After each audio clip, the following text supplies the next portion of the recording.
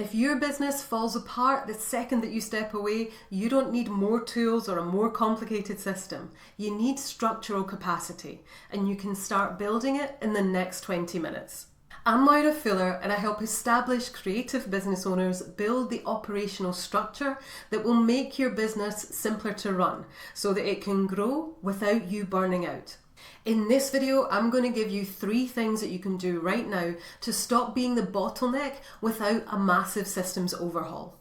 And if you're listening to this thinking, okay, but where do I even start with my business? Then grab my free operations priority assessment. It'll help you pinpoint the 1 to 2 release valves that will open up the biggest capacity. The link's below. Here's the real issue.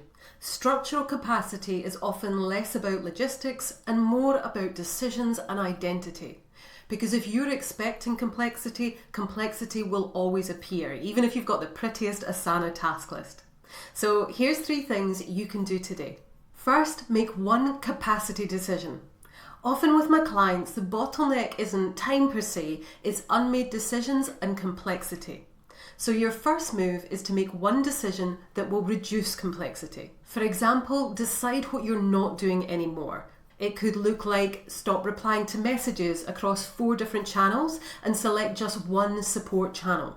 It could be that you stop putting a lot of effort into a platform that doesn't convert, where you're currently posting daily on Instagram, but most of your sales come from LinkedIn or from email. It could be that you stop offering custom work every time, or all those little tweaks that are actually outside your core offer. Or it could be you stop just jumping on a quick call for at least half an hour for things that could be answered quickly asynchronously. Another example is that you decide what becomes the default, so you're not redeciding time and again. That could look like having a fixed schedule for calls and availability. It could be that new inquiries go through one pathway rather than lots of different variations and options. It could be that your content goes out once a week or a cadence that you decide, and everything else is a bonus, not an obligation. I worked with a small business owner who was answering client questions across email, Slack and DMs and was distracted throughout the day with lots of messages coming in. Our shift wasn't a fancy new platform or system. It was simply deciding which platform all her support would go through and when she would answer messages. One clear channel and clear boundaries.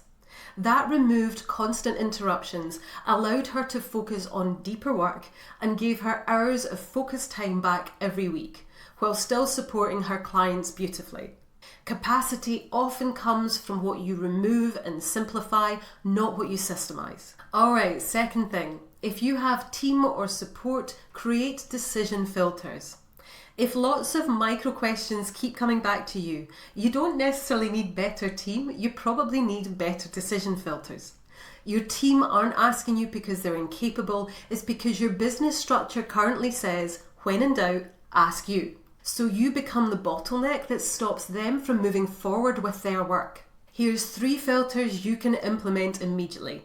You can copy these into your Slack channel or into your team docs.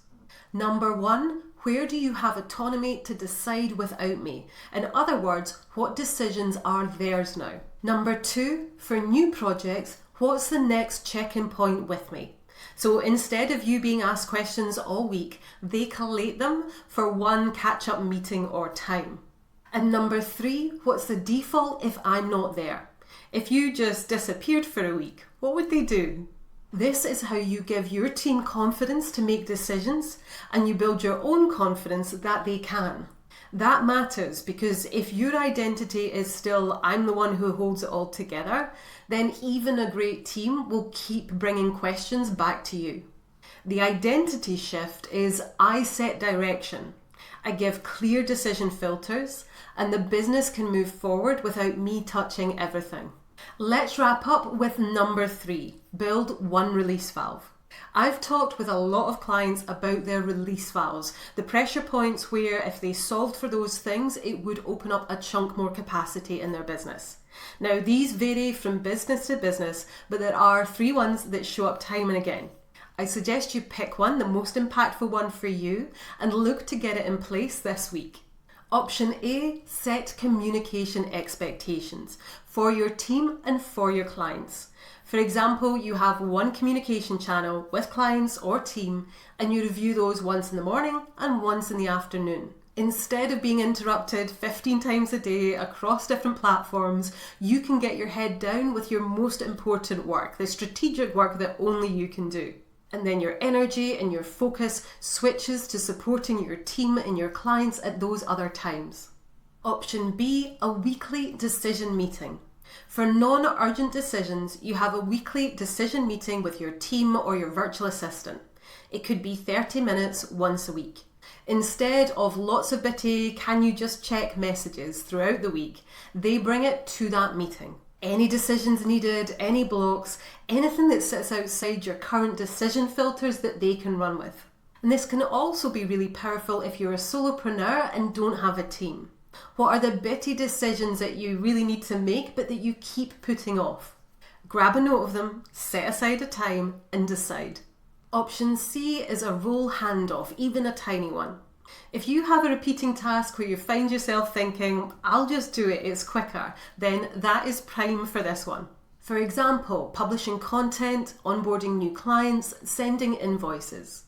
Now, this could be a system, a light automation, or it could be having a team member take on that task for you. You want to clearly define what done looks like, when it happens, and if team are involved, what decisions they can make without you. The goal here is that you don't have to touch it, it just happens. So which one are you doing first? Number 1, a capacity decision. Number 2, decision filters for your team. Or number 3, a release valve. Comment the number, I read these and it helps me know which videos to create next. I worked with a client who was about to take on a much bigger contract, the kind that would significantly increase the workload for the business. And this is where a lot of businesses can hit a ceiling or put a huge amount of pressure on the founder. Not because of the complexity of the workload, but because the structure underneath can't hold it.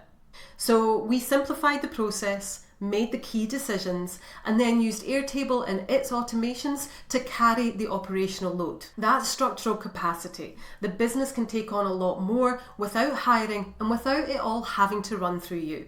Quick reminder, if you want the fastest path to your next bit of breathing room, grab the free Operations Priority Assessment. It will pinpoint the 1 to 2 key release valves that are personal to your business that will open up the biggest capacity. The link's below. Thanks for watching and I'll see you in the next video.